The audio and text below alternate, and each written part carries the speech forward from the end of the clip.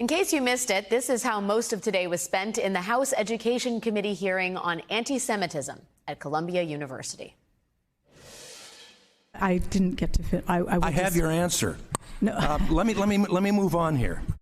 Republicans in Congress brought Columbia University President Minouche Shafik down to Washington, less to hear her answers and more to pointedly say questions at her. Now, if the Republicans in the committee were actually listening, President Shafik was quite clear. Here was her response to a question about whether anti-Semitic speech is tolerated at Columbia. It's abhorrent and has no place in our community. I think one of the issues that we are actively debating now, and which David Shizer, I hope, as part of the anti-Semitism task force, will help us find solutions, as you've asked for, Congresswoman, is to actually clarify where language crosses the line from protected speech to discriminatory or harassing speech. President Shafik was very precise there. The debate that should be happening on college campuses right now is the one about where the line is between First Amendment speech and discriminatory speech. That is a very worthwhile conversation. But that is not the conversation we saw in the House today. Instead, we saw stuff like this. How many, do you just in your own mind, could you rattle off like 10 Republican-ish faculty out of your 4,000 off the top of your head? Yeah, I could actually, but we have two of our fellows from our Institute for Global Politics who are former Trump administration officials. Let me give you another question. What does a number of Republicans on the faculty at Columbia have to do with anti-Semitism? We're going to get to that. The congressman asking the question there clearly did not like that President Shafik could answer his question. It didn't fit the narrative that he was trying to establish, a narrative other Republicans tried to cement with questions like these. Can you explain why the word folks is spelled F-O-L-X throughout this guidebook and in other places at the School of Social Work? Is this how Columbia University spells the word folks? No. What does a student group spelling the word folks with an X to be gender inclusive, what does that have to do with anti-Semitism? Well, both that question and the one asking President Shafik how many Republicans are on the Columbia faculty, both of those questions have a lot to do with the conversation Republicans were actually trying to have in the House today. A week ago, a group of Jewish faculty members at Columbia published this open letter to President Shafik, imploring her not to fall for the exact Republican campaign we saw in that committee hearing room today. Rather than being concerned with the safety and well-being of Jewish students on campuses, the committee is leveraging anti-Semitism in a wider effort to caricature and demonize universities as hotbeds of woke indoctrination. In December, Republicans on the House Education Committee questioned the presidents of Harvard, MIT, and the University of Pennsylvania about anti-Semitism. Days later, the president of the University of Pennsylvania, Elizabeth Magill, resigned. And then, after enduring a month of additional personal and professional attacks, the president of Harvard, Claudine Gay, also resigned. And now, today, it was the president of Columbia University, Minouche Shafik, who Republicans had in the hot seat. Joining me now to help unpack what is actually happening on Columbia's campus and what these hearings are really about is Jelani Cobb, Dean of the Columbia University School of Journalism. Dean Cobb, it is great to see you. I know it has been a busy time on campus.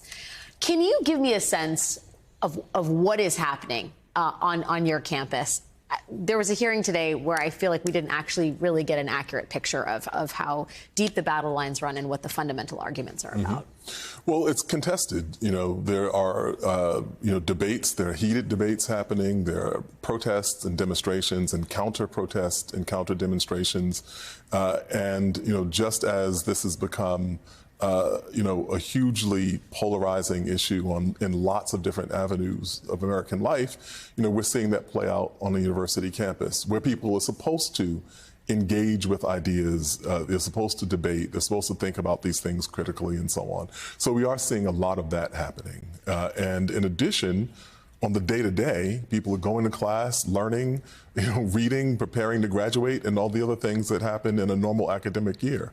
Is there a conversation about, I mean, President Shafik got at this in the hearing today, that the conversation needs to be about what is free speech and what is discriminatory speech. Is that a debate that is happening to any end at this point at the Columbia campus? The irony of this, and this is the debate that we've had serially, long before this conflict began. This was a debate and a robust issue that we should be debating on college campuses. Now, of course, the irony of this is that, the president was being questioned by Congress, which actually has purview over this. It makes legislation and laws. And, the Supreme Court, which determines, by precedence, what is acceptable and what's not acceptable. And so really universities are being beaten up, and in Columbia in particular, being beaten up over things that we have really no control over. We're following the guidance of the people who are actually doing the questioning there. Well, it seems like to that end, what was happening in Congress today wasn't really about Columbia. It wasn't necessarily about anti-Semitism. It seemed like it was very clearly an opportunity for Republicans to go after what they perceive to be a group of liberal elites and the wokeism that has penetrated America's college campus system. Did you think that they were successful in maligning Columbia University today?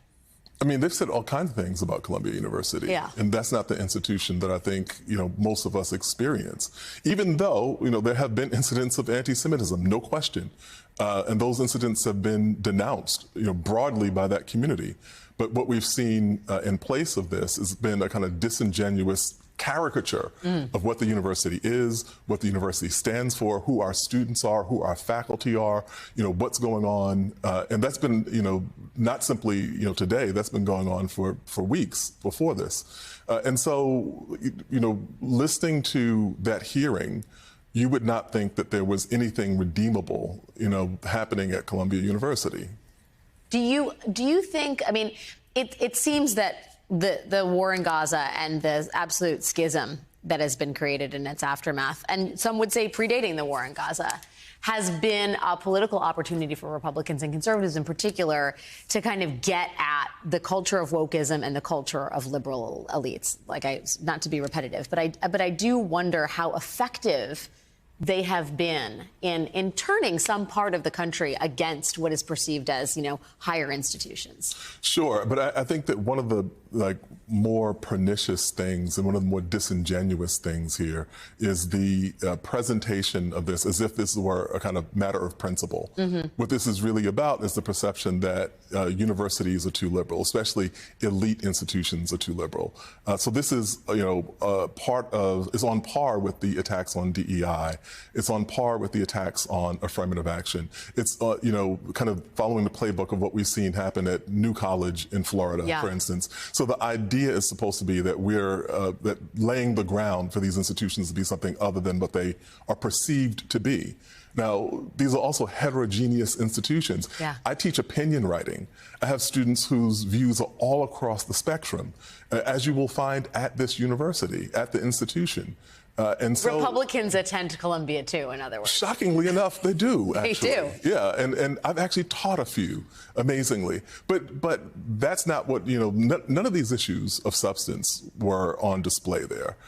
This was a kind of theater in order to caricature the university, to further an agenda of kind of making it more difficult for our institutions to function the way that they have. Yeah, I will say, if we have time, I would love to play an exchange between President Shafik and Representative Rick Allen, who was asking if she wanted Columbia to be cursed by God. Can we play that?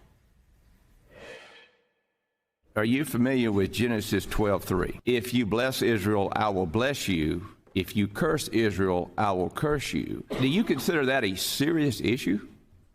I mean, do you want Columbia University to be cursed by God of the Bible? Definitely not. Okay. Well, that's good.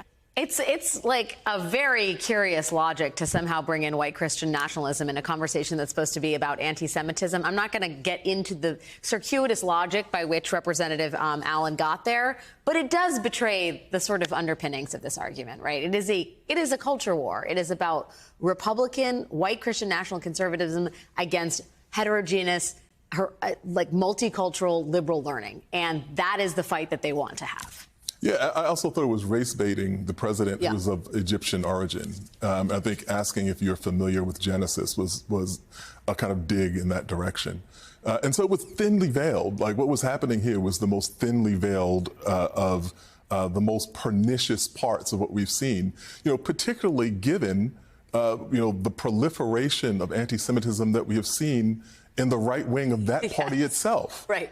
And so maybe the mirror should be turned upon the party in the line of questioning. I have to ask you, we talk about this as a kind of an exercise in politics, but it has had some real consequences. The number of university heads who have had to step down, that have, had to leave their posts or have been otherwise, seriously professionally wounded in the course of this.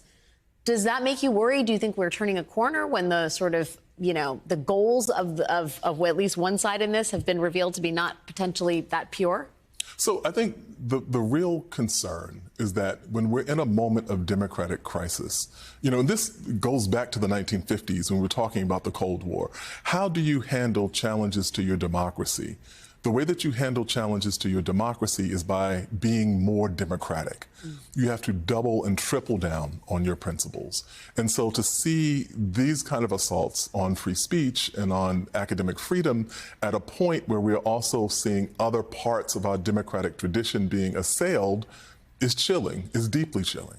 Hey everyone, MSNBC has a new and improved app. You'll get real-time alerts and analysis, live blogs, in-depth essays, video highlights, and the best 2024 election coverage. Download the new MSNBC app. Here's how to do it. You tap on the App Store on your phone. You hit search on the bottom right corner. You type in MSNBC. You click on the MSNBC app. You click on Get or the cloud icon and enjoy it.